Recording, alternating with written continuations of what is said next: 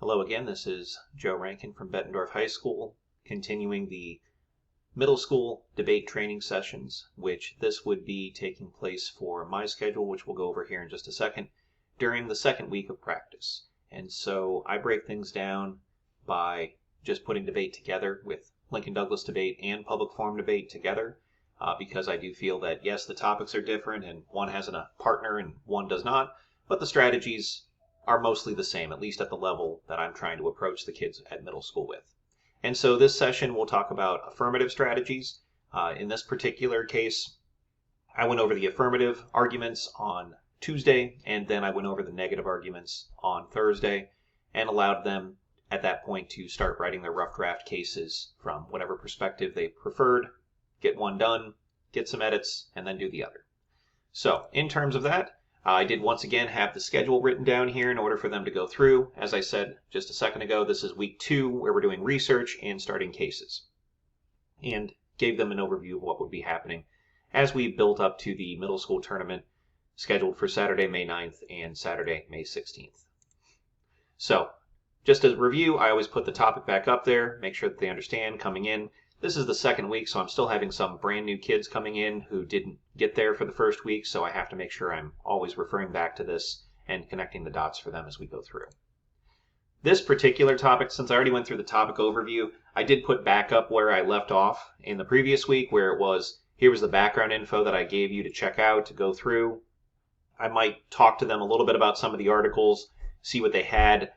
Usually, since we have an hour and a half scheduled practice time for Tuesday and another hour and a half on Thursday, what I would typically do is go through this information that I'm sharing with you right now for 30 minutes to an hour, that, the first half to 2/3 of the time during practice, and then spend the last half an hour going through their cut cards that they came in with from last week to make sure that they're on the right path and doing the right procedure. But that's what these first 2 slides are about.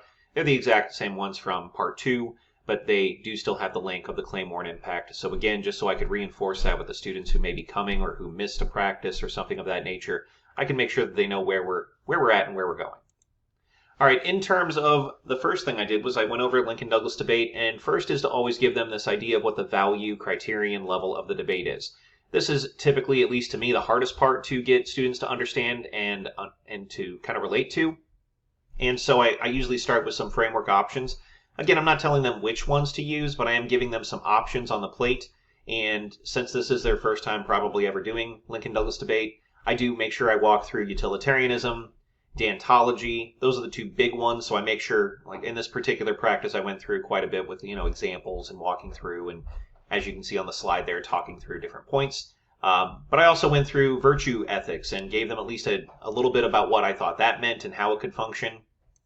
And contractualism, national sovereignty, responsibility to protect, and minimizing structural violence.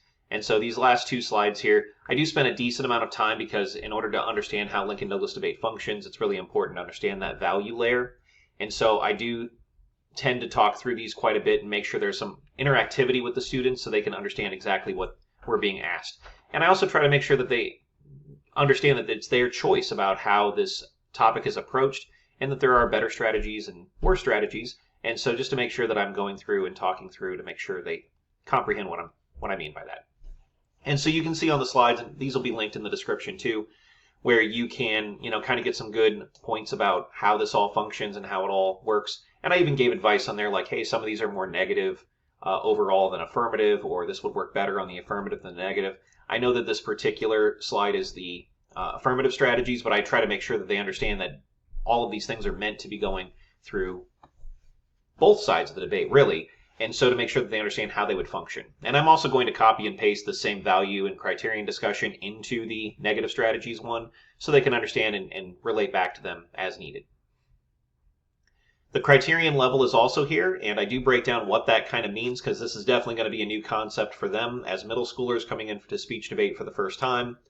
In Lincoln Douglas debate, I say a criterion is usually verb plus object, and I give some examples. And then I would walk through those examples and talk with the students about what they mean and how it should match the value and show how they achieve that particular value. And so I do give them some examples there for util, deon, virtue, contracts, sovereignty, and kind of give them an idea of how that focus point should be. And, I just kind of check on there. Hopefully they get the idea. I would say that this is the idea that is probably the hardest for them to comprehend, and that's okay. I mean, they're brand new at this. They're supposed to be working through it and making sure that they understand the concepts, and the best way to understand the concept is to utilize them.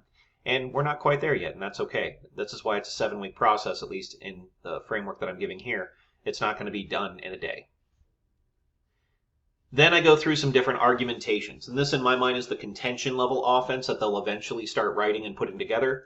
They may already have some ideas from the cards that they came in and cut from the previous week, but this kind of gives some particular articles from particular sources on particular frames of reference. So in terms of this, the affirmative argument, reduction of blowback, long-term instability. So an affirmative argument on this topic is, hey, when the military goes and intervenes, it causes long-term instability or bad things that happen. And I gave them 1, 2, 3, 4, 5 different articles that they could check out on their own and titles that they could click on and go through. And I would give them a little bit of an overview when asked about these kind of things, but really I'm trying to not give the answers to them, or I'm not trying to give them my perspective. I'm trying to help them discover their own perspective. And so I don't want to give them the evidence directly just yet, even though they are learning. I'm going to give them examples of that and how the process works, but I want them to find things on their own. I want them to assemble. I want them to understand it. And I find it's really important that they read these things on their own and, come at it from their own perspective as best as they can. And so I give them an argument type, and I gave them some sources. And I think I gave 5 for each of them. So I gave preserve democracy, about the importance of making sure that we're respecting the rights of countries and preserving that protection. And I gave them some different articles here that they could check out. And some of them are very blunt. Military intervention, why it fails to promote democracy. And so if they did want to use that in that particular fashion, they could do so. And so they have a bunch of different ideas there, different pieces of evidence. And all of these are publicly available. I did check that the link worked when I made them. All of these things were found by me. And all I did was put the article title and the source. And as you can see, these links would work when they have the PowerPoint themselves. Even if it didn't, for some reason, they could just copy and paste into Google and find it pretty easily. And the third argument here is the moral consistency, anti-imperialism kind of argument about how the only way the military would be moral is if they didn't intervene for reasons ABC. And so these kind of arguments are stuff that they could all use, and they could kind of understand how they all function in the round. And hopefully, once they understand the idea of the value and the criterion, they'd understand that the contentions have to reinforce or provide proof that that is the best way to look at things. And so in terms of the next step, I would tell students then, hey, it's time Voltron assemble. And I know that they're probably too young to know who Voltron is, so it might have to go to Power Rangers or something else. But either way, I would go through and say, okay, we knew the LDK structure. That was from part 1, and it's on our Canvas page that by this point I had already made and made sure that every student had access to. Boom, start using it. They already found some definitions because I showed them those definitions in the first, in the topic overview from the previous week. Now they had to pick their favorite, or at least the ones that worked best for them, and put them in. Then they had to decide a value, a criterion, some contentions, bada boom, bada bing. All of a sudden they have a 6-minute affirmative case, at least a rough draft. And that's what we're working on at this particular moment, because we've just ended week 2 at Bettendorf's program. And so this next week we're going to see what they come in with. They're probably not going to have cases done yet. They're students. They're going to take longer than they're supposed to. But I built that into the factor to make sure that I knew how long they should be taking on things.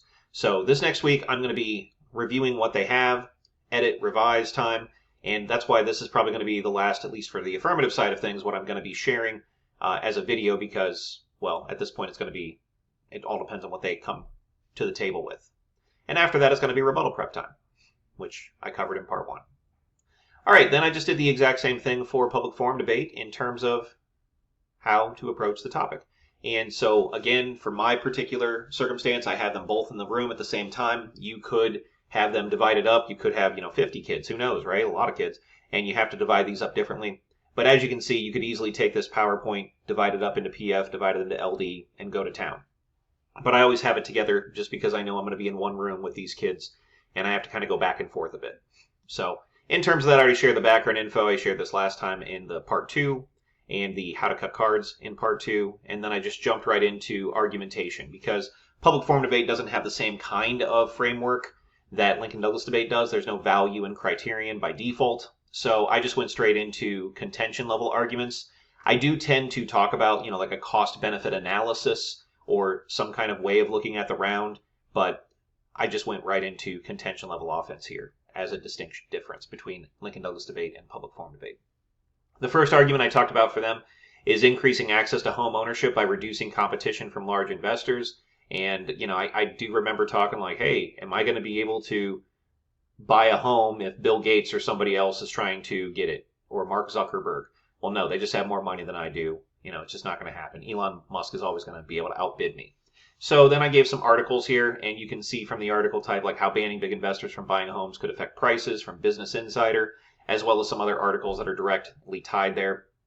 I would talk a little bit about how sources work in public forum debate versus Lincoln-Douglas debate, and how, those focuses are a little bit different, and so at least they could see exactly how it would function as we went through things. But that's one argument, and I gave them a bunch of articles to look for. Again, I'm not trying to tell them what to argue. I'm just trying to give them some options on the plate that they can find and make their own arguments.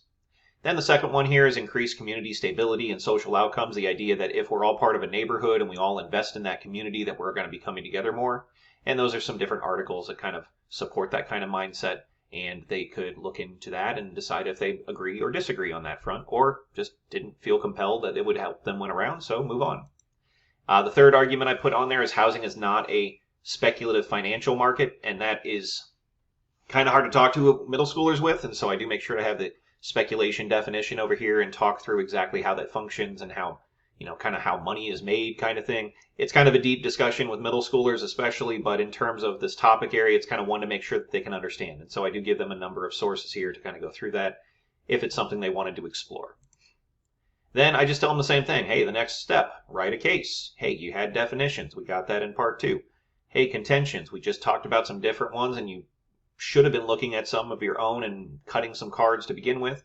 Now let's start figuring out what arguments are the best and put them down. And in the end, you're trying to get a 4-minute affirmative case. That's the goal. And once your case is done, we're going to be editing them. And that's where I'm hoping we are at in terms of week 3 to 4, which is why it says there the rebuttal prep would be like week 5. But it's always part of the process. Like this whole writing the case for the first time especially is always going to be hard. I'd like them to focus on one case at the beginning, affirmative or negative. It doesn't really matter to me, but just so that we can take those same lessons and apply it to the other as we move forward. So that is the overview of the affirmative strategies that I went through, and the document will be linked in the description so that way you can have access to all of those links if you are using these particular topics. But if you are not using these particular topics, I do hope that it is a decent way to show you how I at least explain and go through a topic with brand new people and try to get them on the right page and try to get them to think on their own about what they should and should not be doing with the topic. Because once we get this process down, it should make the next time even better. And hopefully, especially in my circumstance where I'm using this at the middle school level, they can walk in day 1 at the high school and know exactly what we should be doing when we get the new topic. So, good luck.